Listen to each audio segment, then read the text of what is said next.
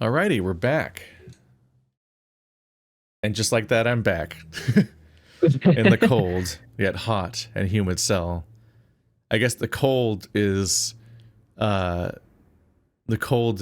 uncaring, but the hot is literal. What? Cold yet hot is quite a crazy phrase to include, but I mean it's like cold and unfeeling the way like a person can be, as opposed to hot the way that a person can be, or hot the other way a person can be. The sun is still high in the sky, and there isn't a cloud in sight. The clanking sound of armor that I remember hearing before seems to be getting louder.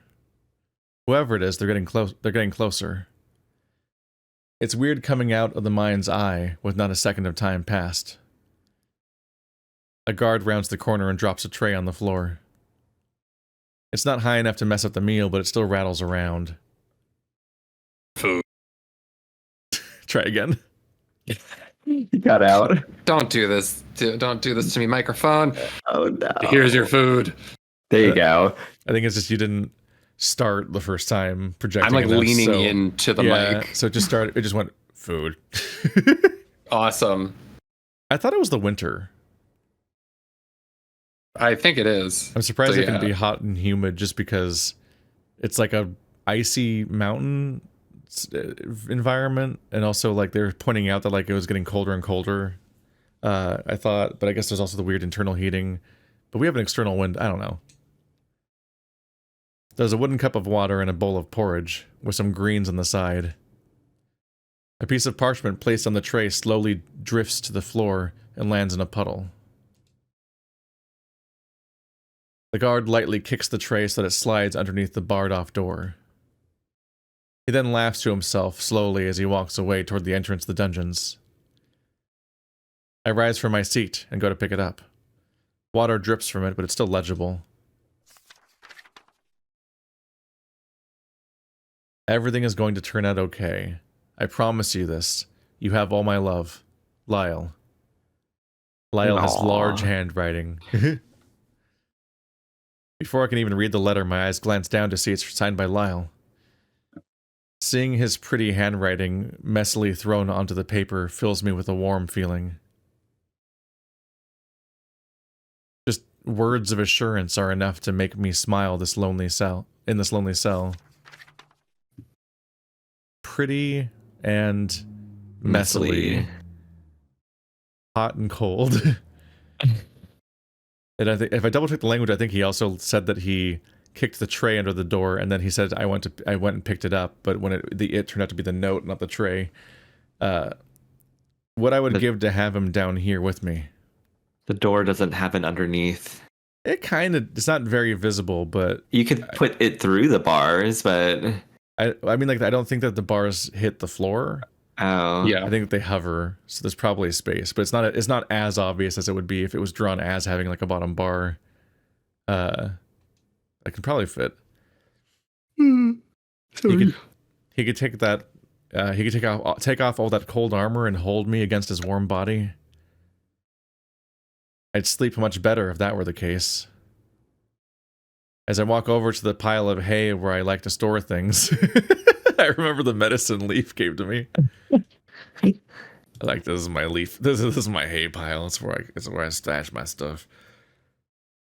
My head is still aching from that nightmare of an experience from earlier. I slide the letter into the pile and pull out the small vial of pellets. I pull out the cork and pop one into my mouth. It has a sour taste, but I quickly swallow it down using the cup of water. I'm not very hungry right now, so I just walk over to my bed and lie down. I need to rest my head for just a bit. What happened earlier took everything out of me. Thinking about it won't do me any good right now. Once I wake up, I'll figure it out. Before I know it, I'm fast asleep. And yet, my eyes haven't felt like they've been closed in a long time. They still don't.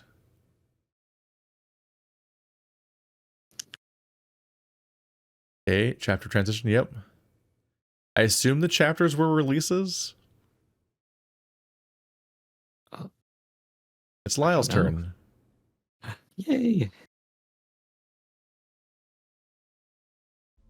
I forget, did we have you narrate all of the narration when you were No, Lyle? you were doing the narration because it's not from Lyle's perspective. It's omnipresent. We got a winter version. The fruit's still hanging in there. I guess that was specifically what we were told about this fruit. Winter's harsh retribution on summer grows more relentless with each passing day. Flakes of snow gently fall down from the sky above, landing on Lyle's dark brown fur. The ground beneath his paws is frigid, but after being outside all morning, he's gotten used to it. Most of the people in these parts are used to it. Even the plants are barely affected by the frozen shower of flurry. He weakly kicks at a small pile of snow, watching it toss up into the air before landing on the ground ahead of him. Taking these walks helps him think, and being out here is better than being in the castle. For the past few days, he's been trying to do everything that he can to help Richter. He hasn't been very successful, though. The only contact that he's been able to make with him is through a couple small letters. And he's not allowed to write anything important on them. Nothing helpful, at least. They usually just end up being notes with words of encouragement or promises. It wouldn't matter anyway, given the fact Richter can't send anything back. Lyle stopped sending them after a while anyway. The fact they needed to be read by others is a breach of his privacy he'd rather not go through. As he slowly walks down the path, his eyes drift in the direction of the small pond underneath the dragon apricot tree. It was only a few weeks ago when he and Richter were sitting under that tree. The memory of that day always brings a smile to his face. He'd never been able to be so open with someone like that before. Without it blowing up in his face, at least. Well, the fruit did. He was scared. But no matter how nervous he was, he felt comfortable. It was such a happy moment.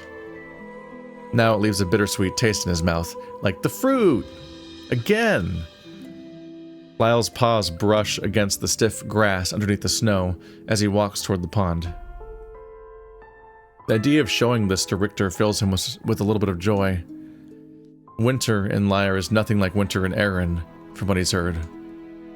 In Erin it rarely snows, and if it does, most of the plants, such as flowers and things like that, need to be kept warm or they'll die. I could have used some commas. But here in Lyre, all the plants have adapted to the climate. Sure, they lose a bit of their color and become stiff, but other than that, they're usually fine. It really creates a beautiful winter.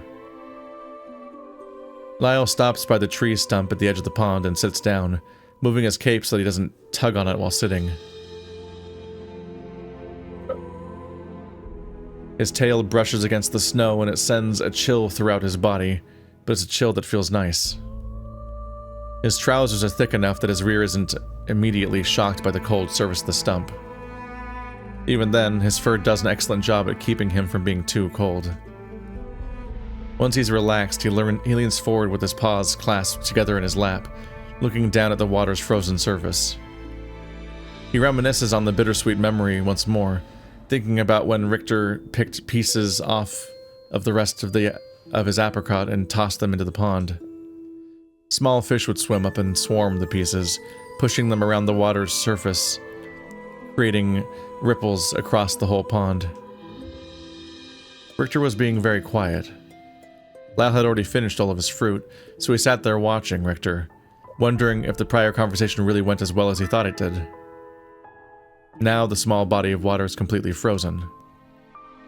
Lyle picks up one of the apricots and examines it. It's rock solid and covered in frost. He takes off one of the gloves and holds the pink fruit in his paw. The cold skin brushes up against the paw pads and sends a shiver up his arm.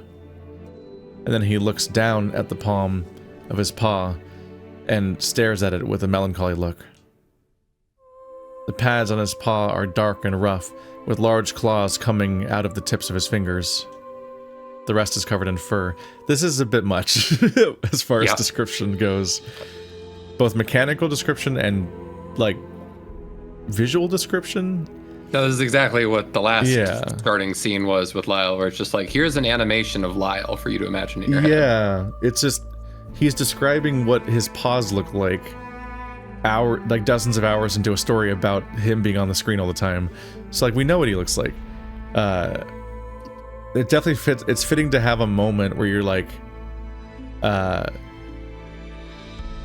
this is what winter looks like for like 2 lines, and like, oh, this is the place with Richter, and that bothers me with how things have turned out. But it's kind of just like a hyper literal, very logical sequence of thoughts, just kind of autopiloting. So it's like, I sat down on the stump, but I very specifically brushed aside my cape so that it doesn't tug when I'm sitting on the stump, because it's important that doesn't. You're like, okay, man.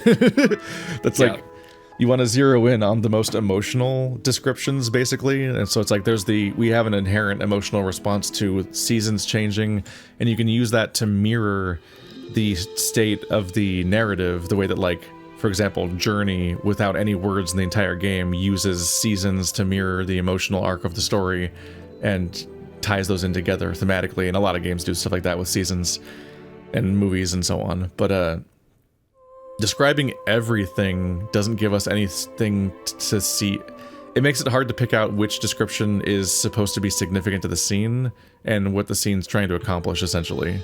So it's good to, in most cases, remove as much description as possible if it's redundant, because you really want to, like, that the emphasis on choosing to describe something very specifically, even if it's something we already know, can then be highlighted as being like, oh, they're doing something with that. It's like suddenly it's like, oh, it's if it's a very singular description of one thing, it suddenly has the significance of like the rose and Beauty and the Beast, where you're like, something's up. There's a reason why they're bringing that thing up specifically. But if you just list like 30 things, at some point you're like, this is just a sea of descriptions. Like you're wandering around in a point-and-click adventure game and just clicking on every single object one by one. Oh, I kind of love that idea, though. The little King's Quest, like pixel Lyle, like back around the screen. Yeah, there's a point-and-click adventure adaptation of Beyond the Western Deep. So there is at least one furry, not visual novel, but a furry comic that is adapted into a point-and-click. I haven't tried it yet, though. The rest is covered in fur. Compared to the soft skin and long, articulate fingers on Richter's hand, they're much different. He chuckles to himself. No matter what he thinks about, his thoughts always lead back to Richter. It can't be helped. Whether he's thinking about how awful the situation is or how much he cares for him. See, this is also self-explanatory. We know he's thinking about Richter because of the part where we read it. Richter's always on his mind. He looks back down on his paw again. A human and a wolf. Even in Aaron, something like that must be rare. But in Lyre? Lyle can't think of any time he's heard of something like that happening. Similar things have happened before, but usually there's at least something akin between the two partners. Lyle loves them very much, but even he has to admit there's a bit of a gap between the two of them biologically. Before he can continue to delve deeper into their thoughts, his ears perk up as he hears boots crunching through the snow. He lifts his head and turns in the direction of the noise. Elizabeth approaches from the path just outside the entrance into the castle. She stares at him for a moment before continuing down toward the pond. Her footwear crunch through the snow with a deep, gritty noise. She's in her usual robes and doesn't look too cold, aside from the pale skin on her face turning red at the nose and cheeks. The only thing different about her is a pair of woolen mitts. It's surprising that she even has the time to come out here. The investigation is still going on, and she rarely gets a moment to get away from it all. Lyle, on the other hand, isn't allowed near the investigation as much as he'd like. The only reason he's even able to be a part of it is because he's a high-ranking individual and technically a witness. Not only that, but despite the restrictions Adrius had put on him, Lyle's power over the Royal Guard is still as strong as ever. When it comes to anything other than Richter, of course. So despite Adrius and his wishes, Lyle needs to be there to lead the Royal Guard in their inspection. Liz steps off the small path and approaches the pond. Thought you might be out here. Her voice travels across the pond like a hawk taking a sharp dive.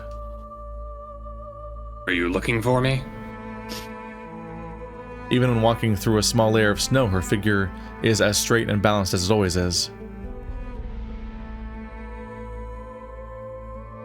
Once she gets closer, Lau can't help but chuckle in his head at the reality that only when he's sitting down are they at eye level. No, I just assumed I would come across you. It's not often that I come out here to think, especially with the weather. I do stroll out through here sometimes. She looks down at the stump he's sitting on and smirks. Thinking spot has already been taken. Lyle blushes slightly and jumps up from his seat. All means here. It was only a joke. No, I insist. You've been working hard lately. You should be resting. Not out here in the cold. She stands there for a moment, looking up at him with a smile that spoke plenty of words before sitting down. Sometimes you are too kind. Well, as long as nobody mistakes it for weakness. Of course. Lyle walks over to the tree and stands by the trunk, leaning his back against the cold surface. Liz sits there quietly for a moment, most likely gathering her thoughts before speaking again.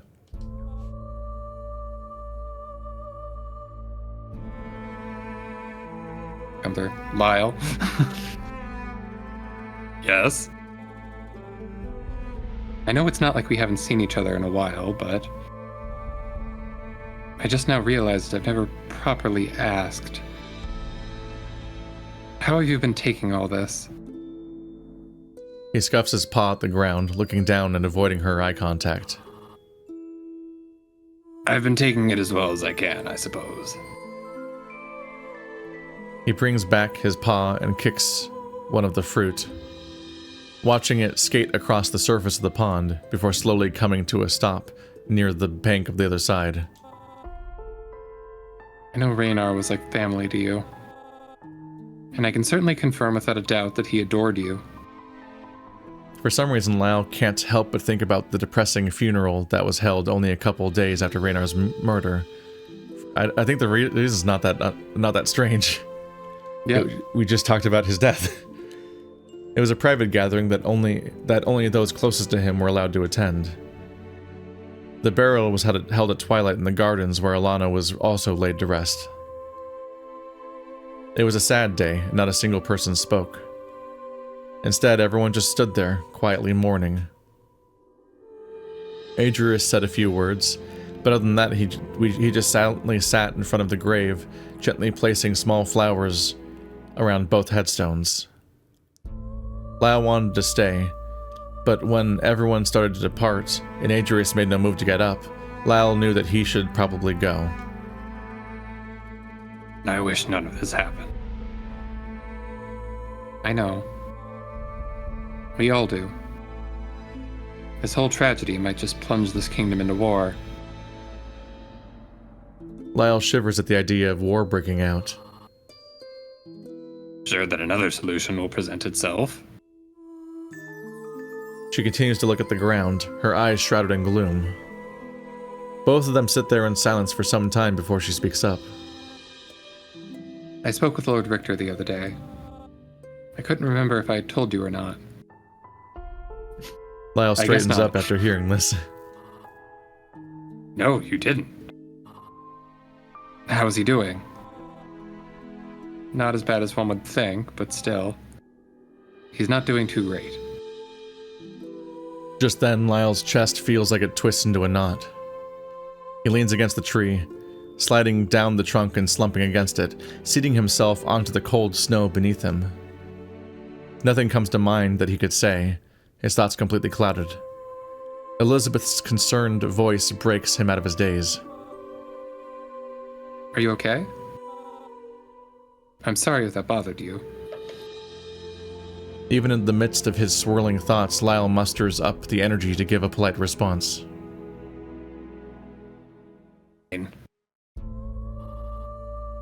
You were only answering my hasty questions.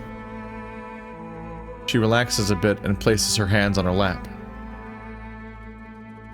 I know you have a strong devotion to him, but the rumors don't do it justice.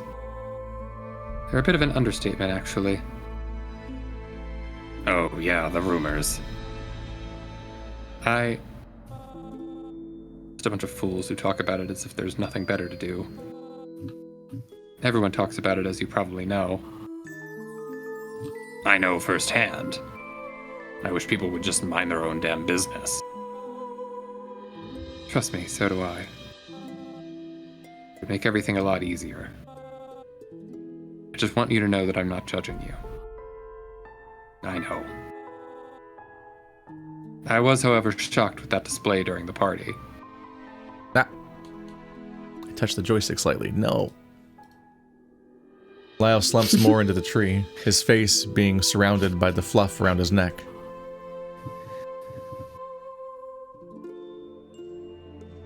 What does this mic not like about short words? Yeah. Don't get the wrong idea. It's not in the way you think. After the initial shock, I was actually quite interested. Really? Yowie girl. Yes. She's fujoing out. The amount of courage it must have taken for all of that. Trust me, it wasn't as courageous as you think. Still, it was impressive. Especially Richter's part in it. And the way he told off all those pompous halfwits from the higher houses. Okay. And God, then everybody the clapped. days. priceless. It really is. Nice. Every single person that was good liked it. Every person that was not good did not like it. Very simple. And whatever. God, the looks on all their faces were priceless. It's so risky to write a scene like that. They really hated that. Everyone hated that. Yeah, it was great. The interesting part about it was Richter's reaction. What I struggle with there is, not only did Richter not know the stakes when that scene started, he doesn't have a single named character to tell off because every single person in the entire game is on his team and friendly with him, except Adrius, who wasn't there. So he's like abstractly talking down to the concept of nobles we've never met. Yeah. That were definitely there. It's just the tone of this conversation in particular just feels so trite. It's just so like wow, Richter though. He's so cool, and I'm just kind of like, I don't know. I wish there was like a little more, like, it's not really like illuminating anything other than just kind of the author's position of just like, that was a very good scene. No normal person in his position would dare to do something like that. Compared to that day he stumbled down into the chambers with his thoughts scattered and manners thrown out the window, I'd say it was an improvement, but still. Neat how he wasn't currently compromised and falling apart. Given the hindsight, I feel like it's less impressive and more extremely incriminating the way that he yelled at everybody in the room, and then that night the king died. It's like, that's not. I guess just sort of thing is like there's like a lot of conversations to be had about that scene. Just this ain't it. Like I'd like a little more. Again, I'm just still like, every time Lyle talks about like the whole interspecies relationship thing, it's just so vague. It's just like that never happens. That doesn't happen. Really? That? A wolf and a human? It's like, what do you mean? Like, what is the problem though? Like, just describe what your society values, please. He's so different from every other ambassador I've come across. Like that one from Driz. He's strange, but there's no doubt he was politically trained. I get what you mean, because it's like, on one hand, there's not a logical explanation for racism. So like, trying to explain it creates a mess in most settings. But this isn't racism, it's specifically a problem against a specific form of interspecies marriage, I guess. But the reason why people hate that in the first place does normally loop back to racism. So it's like, wait, is there racism against wolves or humans in this setting? Because like, there should be some kind of bigotry towards one of those groups to justify why the race mixing or whatever is bad. It's like a lot to get into. It's I wouldn't want to try to write it. I'm trying to think to the really specific moments of when they go into town, because that feels like the moment to like delve into that and start laying the breadcrumbs. And there was definitely like this undertone of like, humans are weird and people aren't really sure how they feel about them. Like I think a lot of people were giving glances at Richter is kind of how you described it. Yeah. But like that's kind of all we have. And it's just wild because there are other VNs that I'm thinking about that like go into like the lore of like why are humans in this world with furry world. There's also RTF, which doesn't talk about it at all. It's just the way it is. Yeah. And it's just like, because we are particularly in a setting where humans are vaguely rare, but like Richter has never in any of his outings been exposed to the idea that there's any particular like bigotry towards him. So he hasn't been concerned about that. So it does really blindside you that there's specifically a relationship thing that's taboo. It's a lot more highlighted in a setting like this, where we've got a political drama and like subjects of class. Because I'm just thinking about like in RTF, it's just a casual like modern day setting, and so it's like, okay, yeah, who gives a fuck? Like that would be weird to talk about it. But like in this setting, it feels like there's this like hint of socio-political like, you know, race disparity or class disparity or whatever, and it's just kind of like it kind of reads as like whoops all queer coding, where it's like it's framing this relationship as being queer, but you can almost only read it as subtext and not. It's difficult to comprehend as text specifically because it's hard to tell why it's that way in universe. It's just easy to read why that relationship would be read in that dynamic, because that's writing a queer relationship is intuitive, but if you're writing a setting that doesn't have homophobia, then you find other ways to make it queer in the way I wrote about Beastars and so on. And like that makes a sense. But I still don't totally get what's going on. At this point, we spent way more time talking about how he does brain scrying than what the stakes are of his relationship and why it's that way. Yeah, it's definitely, there are certain interests about like what we get in-depth explanations of, and just like the world isn't really it. Anyways, he's strange, but there's no doubt he was politically trained. Unlike Richter, who... Are you saying Richter isn't good at his job? I wouldn't know. Anyway, put down. I'm not sure what he... Down. I don't know what he's done good at his job necessarily, yeah. I feel like Lyle's being defensive, but Richter doesn't go outside. No, not at all. I like the fact that he's so different from the others. Besides, I haven't known him long enough to be able to make such a judgment. That feels like a judgment on Lyle. Lyle looks down, embarrassed at his rushed attempt at defending Richter. Hey, I misunderstood. He hasn't had the chance to do much yet, but everything that he's done so far has been done exceptionally. Mostly dealing with the Crown's money. Making sure Raynar didn't run the kingdom dry with another one of his extravagant parties. Someone had to. Looks down with a smile on her face, but it quickly fades once the levity of the conversation dissipates.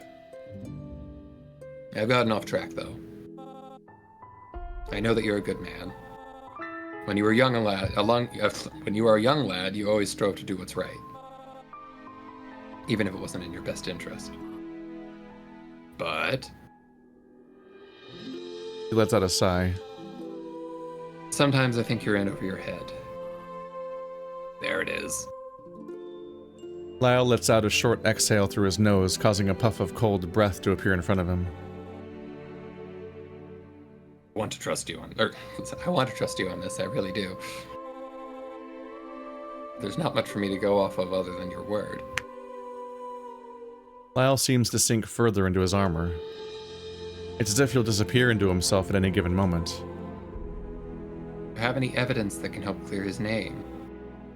Anything to bring to the trial? Of course, but I don't think it will be enough. Anything you haven't told us yet that could be useful? Everything I know has been laid out for all to hear.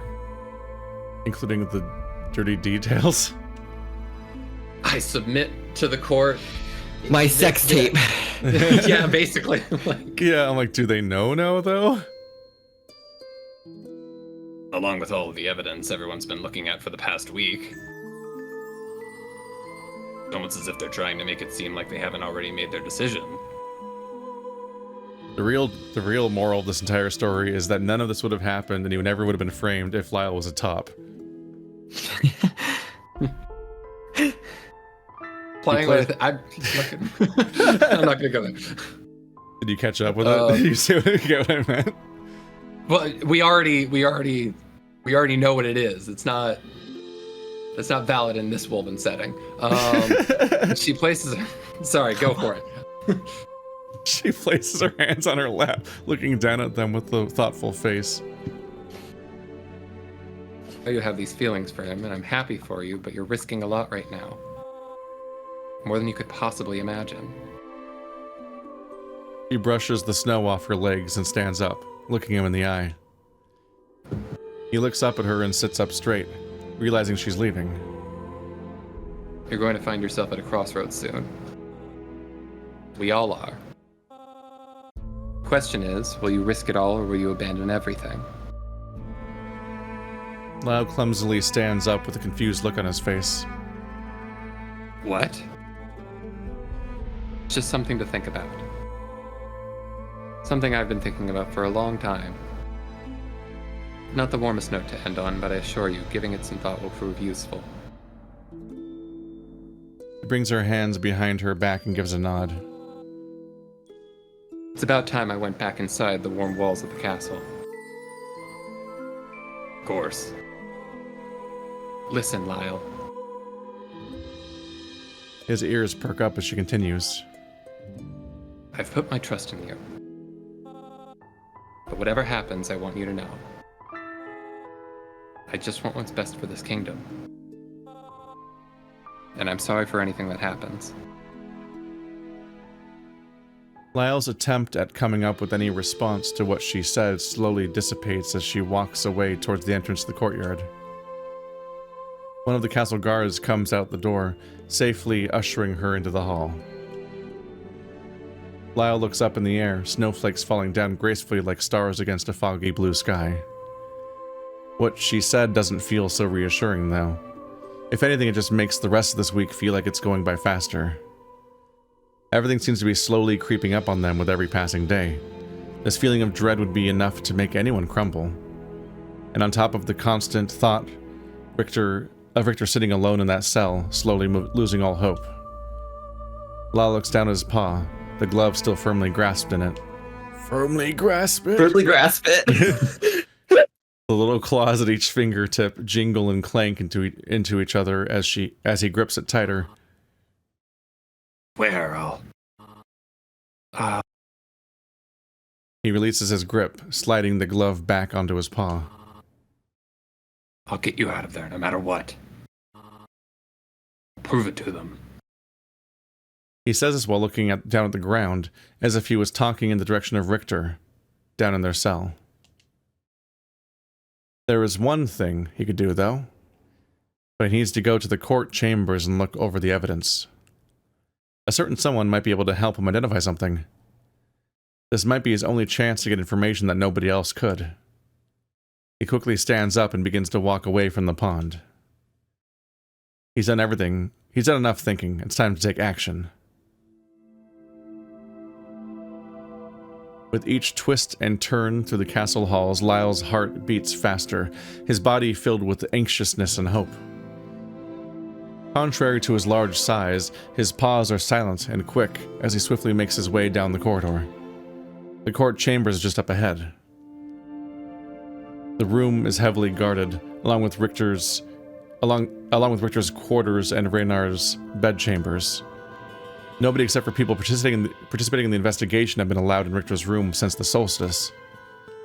They did a complete search of the room, finding nothing but expensive clothes and a cluttered desk full of notes and documents, along with the few embarrassing drawings Lyle had made that he kept. He found his furry art collection. Thankfully, the guards won't stop him. He was not...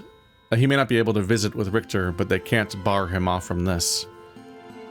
As he approaches the door, there's a few castle guards standing outside. They stand up straight and look forward. Lyle walks up to the door and takes out his keys, unlocking it with a large clanking sound. He opens the door and leans in through the threshold. It's empty. Ice cream sandwich table! The castles on the chandelier above the table are lit, but the curtains are drawn and the room is lifeless. The room shouldn't be this empty. He pauses for a moment, wondering if something is wrong, but then walks into the room with caution, closing the door behind him. The table went from being a place for guests to eat to being cluttered with papers, documents, and all sorts of evidence important to this investigation. The chairs are pushed out and facing all kinds of directions. Raynar's clothes from that night are laying flat on the table, completely spread out, appearing to have been examined multiple times. The dried blood on the suit sends a cold rush up Lyle's body, but he looks away from it now. That's not what he came here for. Along with the suit are pieces of the ripped drapes which have been collected and laid out next to it. Letters, documents, more letters. The table would look like an absolute mess to anyone who didn't know their way around it.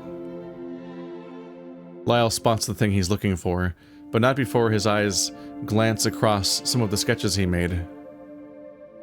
Liz knew of Lyle's hobby and asked him to sketch out the scene before they removed any of the evidence. Yep, body's still there. It was early in the morning and none of them had slept, so his drawings didn't come out that great. On top of the fact that he wasn't enjoying a single moment of it.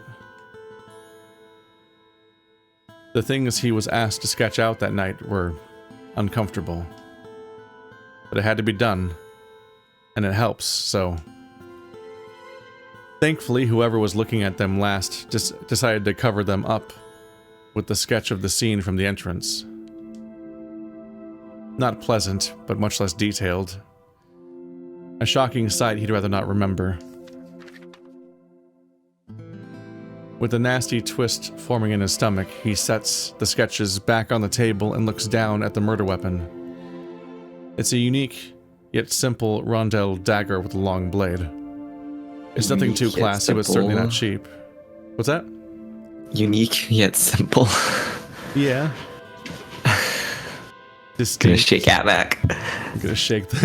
There is a tendency to put two statements back to back on a regular basis that seem to directly contradict each other. Mm-hmm. Even if they don't literally contradict each other, there's just like a tendency to always like put them back to back in a way that you're like, this is a confusing statement to parse. But you know, iconic. An iconic dagger. Like the Buster Sword. The Buster Sword's simple, but it's extremely unique. It's so unique that it's a ripoff of Berserk. Okay, not the best example. Oh. Berserk's sword. Everyone knows that. That's not a surprise. The Buster Sword is very explicitly based on Guts' sword from Berserk, which came like 10 or 20 years sooner. Yeah. Probably just 10? Berserk was like what, late 80s? Yeah, I think. Definitely it's older than Final Fantasy VII, but yeah, Final Fantasy VII is old enough that it might. I can't just jump to 20 years like that's a reasonable guess. It's nothing too classy, but certainly not cheap. A pretty thing for a peasant to spend their life savings on, but nothing a noble would use. That was 2 in a row. that was 3 in a row, technically. Technically, he was re-explaining how it's middle of the road over and over again. The guard is made from gold, but it feels very light. The dagger doesn't look like it's been used much either. I feel like gold is a bad thing to make any part of a dagger out of. Because gold is very like malleable. Yeah. It's like not very sturdy. It has a clean finish aside from the blood that's been left on it. There's no signs of scratches or dents, though. Everything about it seems flawless. The fact that there's no mark signifying the maker is annoying. However, there's one thing that's odd about this dagger that always bothered Lyle.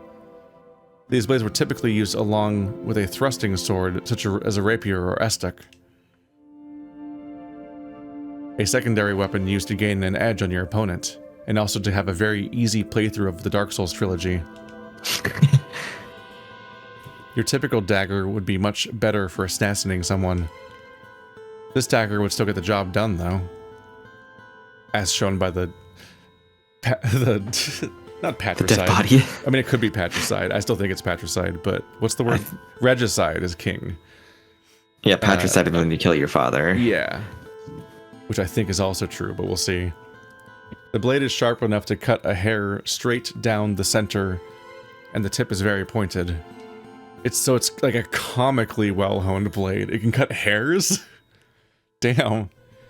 Just looking at it is enough to make Lyle nervous, but holding it sends an ominous chill up his back and around his shoulders.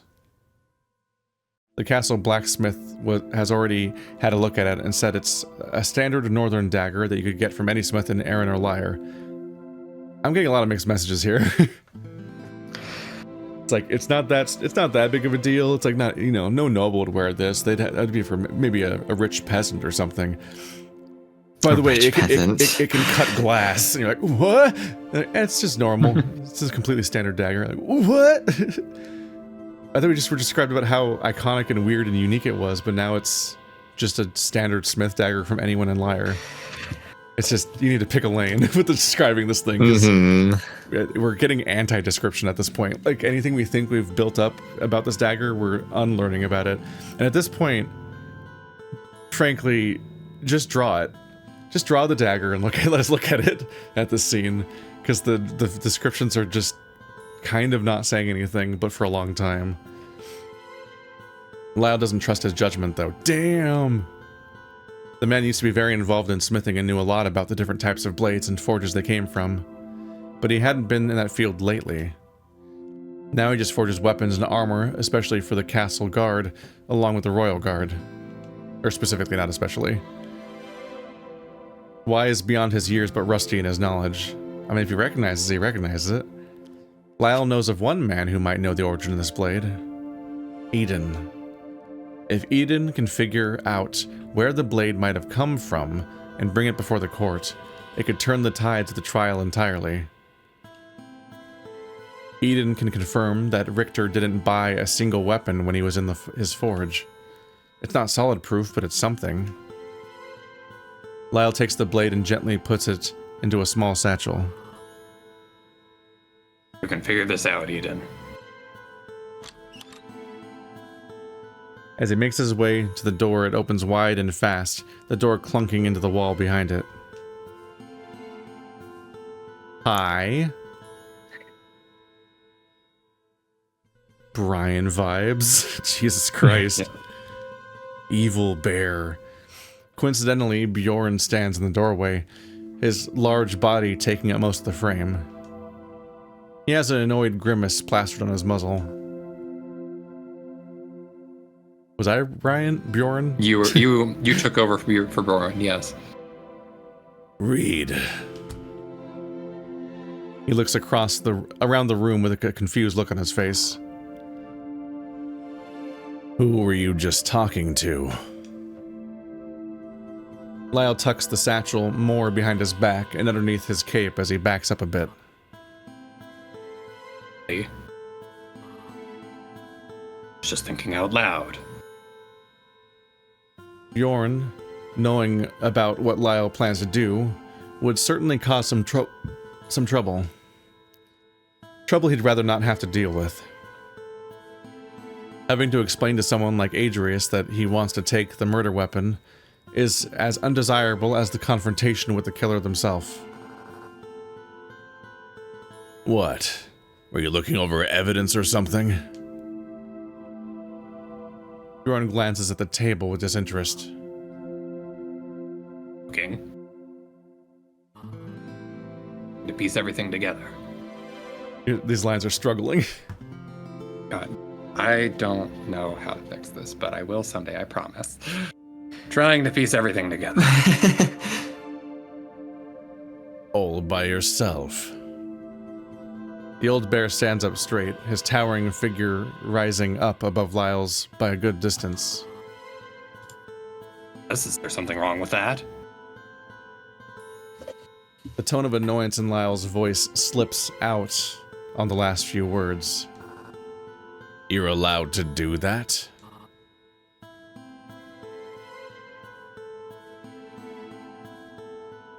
Really? Nothing? Nothing. What the fuck? I don't want to ask to pause or anything, but Jesus Christ, this is worse than ever. Whatever. Of course I am. On some level, I feel like maybe Lyle's voice kind of swallows words a bit in general. It's just, so it's I've turned off the gate. I've got the gain up to the max. I've done every single slider I can think to find, and Discord is shit for testing this stuff. This is not the time to rant on this. Don't forget, as captain of the Royal Guard, I still have partial supervision over this investigation and the trial. Bjorn grunts and lets out a chuckle, his frown still sitting upon his lips. Doesn't matter. I was just leaving. Lyle goes to step around him, but he speaks up. You shouldn't have it. Lyle stops in his tracks, his heartbeat rising slightly. What? You shouldn't have supervision over this. Everyone knows it. Everyone's thinking about it. Even you should understand that it's wrong. Lyle's shocked face is nothing compared to the sight of his hackles rising. For you to decide. And it's not wrong in the slightest.